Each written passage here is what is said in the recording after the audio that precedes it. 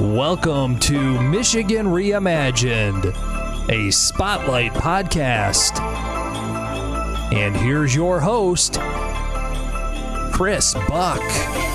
You know, I talk quite a bit about vibrancy, modernization of our communities on this show. Business development and attraction is a huge part of that endeavor, but community development, the infrastructure to support these jobs is important in that same formula. Here to discuss one municipality's strategy on this front is the Neighborhoods and Economic Development Director for Meridian Township, Ms. Amber Clark. Welcome to the show, Amber. Well, thank you, Chris. This is an honor and a huge treat, honestly. Wonderful. It's so nice to have you here on a rainy day.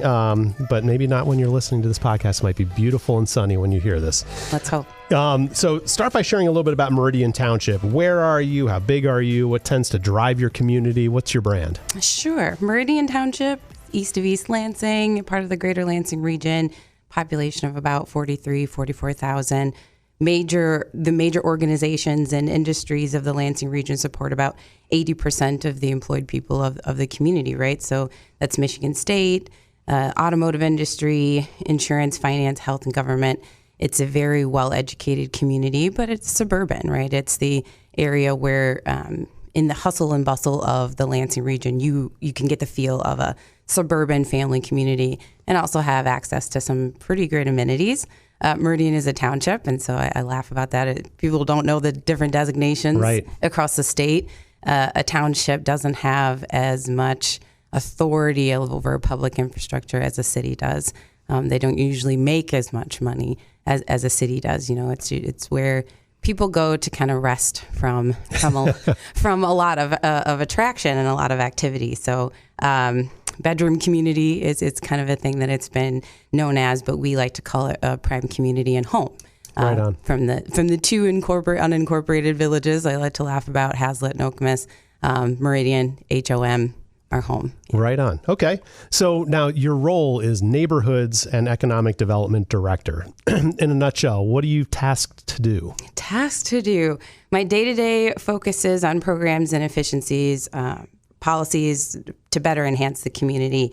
And in addition, I serve as a conduit for Meridian to have access to development incentives across the state. Okay. Much like what I'm doing right now, right, is it's helped to expand the brand of who Meridian is and our place in the county and our place in the greater Lansing region. We're home to a lot of professors, graduates, professionals, graduate level students, people who love the environment, people who have want access to great education. And so my day-to-day is making sure that I'm enhancing all of those things.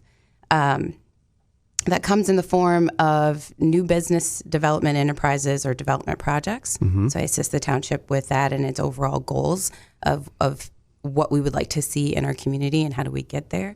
My day-to-day typically looks like several in-person meetings, interviews, much like this, talking about different things that we're doing across the community to continue that brand, meetings with property owners and decision makers, right? So again, serving as the in-between. I like to tell people I'm an operator. Like, okay, I heard this story. You want to get connected to this person? Okay, I'm gonna connect you to this resource. And it's a delicate balance of our resources and our needs. Like everything, right? Yes, okay. Yes. So how do you decide what the goals are? Like, talk to me about the township. Like, how do they tell you what to go chase or what the community wants? You got 45,000 people that you're trying to serve, and then you've got a local governmental entity, with the Planning Commission, Township Board, that kind of stuff. Yep. How do you kind of keep your goals as a resident, in line with the goals of the community itself? How do you know where to go? So I appreciate that I am a local resident because I can hear some of the water cooler kind of conversations from residents of what our desires are in a very transparent way. And annually, the township focuses on goals. So we've selected our goals already. We go through a goal selection process, usually immediately following our budget process, right? So our budget process starts in the middle of the year, but ends about fall. And as soon as we've identified our budget, how we're going to use the money for the year, we identify the goals. Right. These are the things the community says that we're lacking in, or this is the final step of a goal that we've had. And all of those goals align with our master plan. That's a 5-year plan Okay. that's approved through and adopted by the township, but it is initially recommended through the creation of the Planning Commission. So that's an advisory board, an advisory and regulatory board in Meridian Township of residents, and we use the recommendation of our planning staff to come up with how do we want the land in our township used. Once we set those parameters, then the township sets annual goals of how do we meet those? How do we make sure we get more green space here, or how do we inject more commercial here? Right. And then we chop down those 5 years into annual goals. So that's perfect. Yeah. Sounds like a very reasonable and common way to bite off Very a big common. change, right? It's Yes. where are we headed in 10 years, 5 years, and then what do I Exactly. need to do today to get us steps government, closer to that? Very foundational structure, right? It's not very flexible.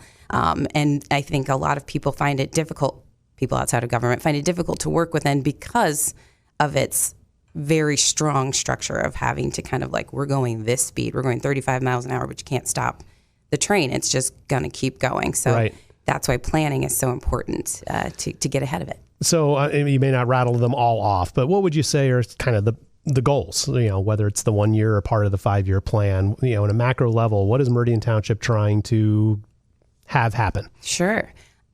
Meridian, my experience working in Meridian Township and also working for the city of Jackson's and with other municipalities shows me that we are all going after the same thing. It just depends on the weight, right? It depends on the variability of that. So Meridian has goals of making sure that we're providing an attractive community for people to live in, an affordable community for people to live in. And we're focusing on making sure that our facilities are accessible to all. So making sure that we're going through parameters of DEI. Just talking about our last 5 year plan, Meridian Township has focused again on infill concentrate development. So the areas that are commercial, let's maximize the commercial abilities. Make them great. Let's make them great. Places, Let's right, make them great commercial places. It's also economical, right? It might cost some money up front through some incentives, but over the course of time, a period of time, years go by, it's an attractive area. There's more people living in there, and the ancillary effect of having that development happen. So that's what the focus has been, is how do we capitalize on what we already have and improve on what we already have. It's a major goal and priority of the community to have green space. So we have a lot of regulation on our green space. Right. Meridian's very wet. It's very swampy. The 30% of it is wetland, and we have a very attractive and aggressive wetland delineation ordinance and wetland use permit process.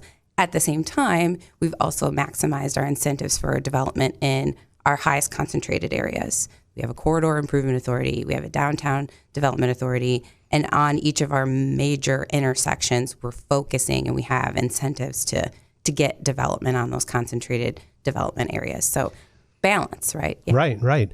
And I honestly, I picked you because I think Meridian Township does it as well as I've seen it, right? Oh, so nice. I know Michigan's got a reputation for the fix the damn roads. And roads, Meridian is doing a pretty revolutionary process for the roads. So you know, if you want good roads, go to Meridian, right? Well, yeah, and we did it with, again, the community. Right? The community is saying this is a need that needs to be addressed. Meridian is a township. As a township, we don't have a financing mechanism just automatically given to us to fund roads. So we had to do a millage. It's a 10-year millage program. We've been doing a great job. And each year that we make those improvements, it improves our all-over PASER rating. And so we can continue to get extra funding to do the public facility infrastructure improvements. Right. That's a big thing that Meridian's focused on. It is our major collaborating partner element for development projects. Okay, you're going to bring us this mixed-use commercial project. We're going to meet you and do public infrastructure improvement. Right. That's fantastic. And then another thing that I think worries most governments around the country is just debt, right? And you don't need to go into a whole lot of detail, right? But if I've read articles and blogs, and I follow Meridian Township pretty closely, but there's also a really deliberate process to make sure that the financial stability of your municipality is strong. Absolutely. Resiliency. It's something that's being talked about, especially since the pandemic occurred. We're looking at how do communities maintain the structure of amenities and the things that we can give the public right now. And many communities are saddled with debt and legacy debt from employees leaving the organization years and years before and having to maintain their retirement. So Meridian is in a fantastic position as far as debt is concerned. And when I've spoken with other municipality leaders, a lot of times they're meeting the requirement to pay down their debt. So they're just meeting the expectation that's the recommendation from their finance departments. Meridian makes sure to exceed that. So that is the prime Meridian, right? I mean, that is our brand. Is sure, that's great, but we can do, let's see if we can do better. Well, it's like the credit card debt, right? I mean, you have a minimum payment that you can make, but then you're kicking the can down the road forever, and it's really expensive. Yes. Or you overpay to get that credit card debt down, because it seems like every municipality has their metaphoric credit card debt. Other people are getting that. People are trying to get that to a zero balance with very different strategies, and your strategy is pretty aggressive from what I read. If I understand, and I don't actually understand it all, I just know I think I might have a future. And when I retire, Meridian has been very aggressive over at least the last decade in making sure that they pay down more of their pension liability. And so I believe that that's either 100% funded or very close to. And then our next debt fund for current employees, we're like 75% funded or something like that. And it's one of the top in the state. Right. It's one of the top remarkable. In the state. That's fantastic. So the cool stuff that you get to do really are kind of new projects, right? New companies, new businesses, new development projects. So maybe hit us with a couple of recent successes or things that are maybe public but aren't done yet. Sure. There's always something, and you're like, this tiny little township. How is all of this going on all at the same time? Well, I think a big one is, as everyone in the region has heard, there was an announcement for Trader Joe's, and so we're very excited about our specialty food store going in on Northwind Drive. They hit pandemic, supply chain issues, so you don't really have steel to put up the structure. Usually your contractor kind of says, okay, I need to go find some other work. So that's kind of what happened is a twofold reaction of the pandemic. So no supply, can't put it in, lost their subcontractor. So we did get a talk with their GM for Trader Joe's, and they are going to be back online in spring. So it's very, very promising. Again, the delay, they'll be a little bit delayed in opening from when we thought, but we've all been very happy to hear about that project. And we'll have a credit union following, development and construction of this year immediately next door to that site, really across in the Hobby Lobby parking lot. We have successfully opened Hazlitt Marathon, Soroki's Chicken. Okay, I've driven by that. Quote, some of the best gas station chicken you'll ever have. And it's beautiful. It's beautiful. And again, it's a design element that we chose to push accessibility. So a lot of people were concerned about how it looked and so close to the road, but the design would allow anyone of any type of travel to get to the site without having to compete with cars. The cars are, the way that the design is that cars are going to go immediately to one spot, and they're not going to go over a lot of the public walking area. And it's safety. It's a very high trafficked area, and so we're very proud of that project. And we have construction on the American House Meridian, which is the senior living community, which I'm sure you're very familiar with. Right? In Hazlitt, that's changed names. Formerly was Pine Village, I think. Right, I remember. That's it's name got a Prince identity. It's going through that a little bit. Formerly known as. That's a 4-story project, and that is under construction, and very excited about that. That's got public trail access to hit the 16 other acres that will soon be, I believe, under development from a second developer. And so for those listening who know that area, so this is also Hazlitt, right? Hazlitt, so kind of the Hazlitt Village Square was the name of the pretty defunct shopping center on that corner. And I know Meridian's had that in its crosshairs to something cool has to go there. Something cool. Yeah. And they kicked out Horrocks. And just for the record, that did not happen. We did not kick out Horrocks. Just as what I've learned about this position, and I think what people get surprised about is, you have to be able to meet the needs of everybody involved, property owner, developer, and township.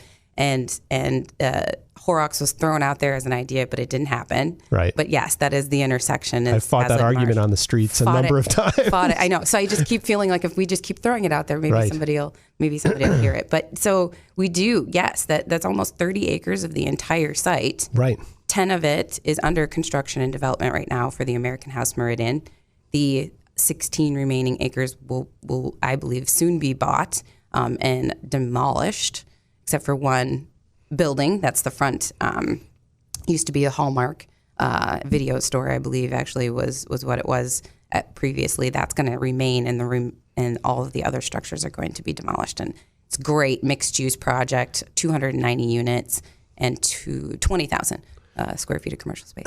Okay, so good. I'm glad that there's still some commercial space there, but I think knowing that area and its proximity to Lake Lansing and just density of housing, and there are other apartment complexes and stuff nearby, but I just think if you put a lot of people in that corner, the commercial, almost by peer pressure, will get vibrant, right? I think it'll just kind of step up and really get businesses that matter to the thousands of people that will then be within walking distance, because there's already a bunch of people that kind of live close to there, whether you're biking, walking, scootering, or CATA busing or driving, to be able to get to that as a hub. Yes, that was the need, right? That's something that Hazlet people expressed to me, was there's no place, someone said it best, Hazlet people only have the football game to go and see each other and be seen. That's the only place in the community that we go all to congregate Hazlet, anymore. Right. That it used to be that area,